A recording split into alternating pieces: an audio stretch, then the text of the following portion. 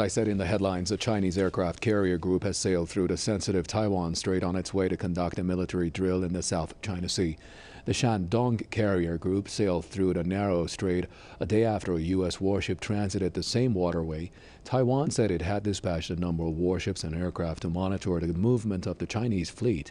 Tensions escalated between China and Taiwan after the U.S. approved multi-million-dollar arms sale deals to Taipei last month. China considers the self-ruled island a breakaway province waiting to be reunited with the mainland. It maintains sovereignty over the region under the One China policy.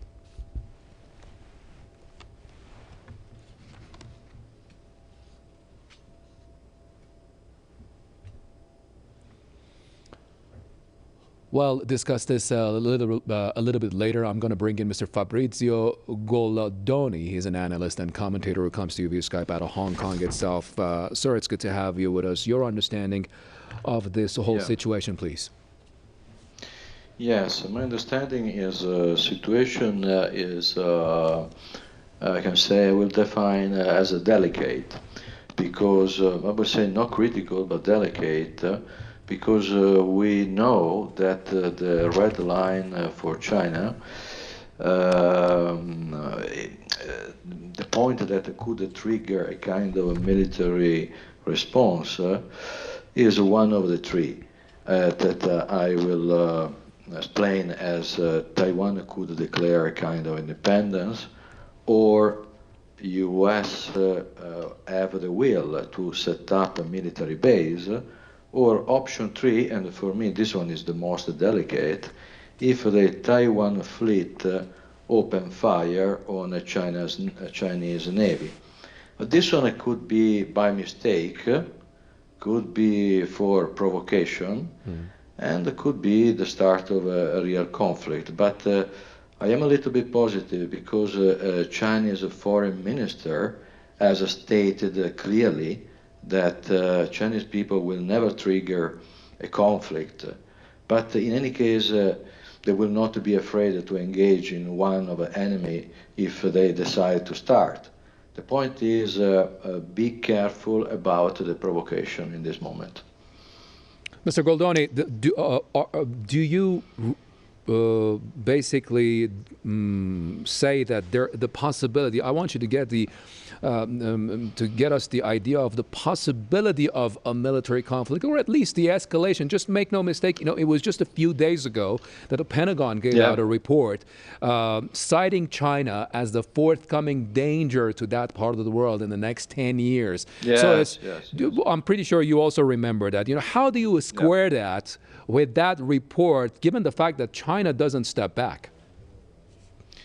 Yeah, China doesn't step back, for sure. For me, from my point of view, the real risk is within the frame of a provocation. We have seen these kind of things many, many times. The Tonkin, the Vietnam War, for example, in which way they start. They start with the provocation, actually, with the false flag. Let's call it false flag, because the right definition is false flag. In this moment, around Taiwan and more south, around the contested area with other countries, there is a space for provocation that has to be avoided, basically, in my opinion. This is my analysis, my point of view.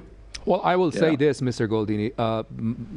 A lot of people may argue that the rivalry between the up-and-coming superpower China with the older superpower America is a marathon that has been going on for the past couple of decades. But this one that is going on within this decade perhaps is a sprint. Do you agree with that?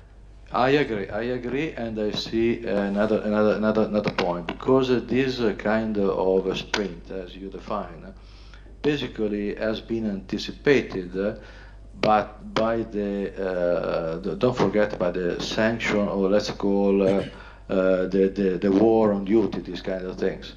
This is a typical maneuver when you want to start something, or you want to inflate something.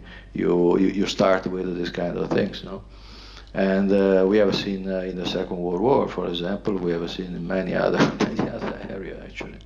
this does not mean that automatically we go into a war. Luckily, with the Soviet Union, we have only a Cold War that never became really hot, actually, except some proxy war around the world, actually. Fabrizio Goldini, analyst and commentator out of Hong Kong, I really appreciate your time. It was good to talk to you. Yeah, sure. It's a pleasure.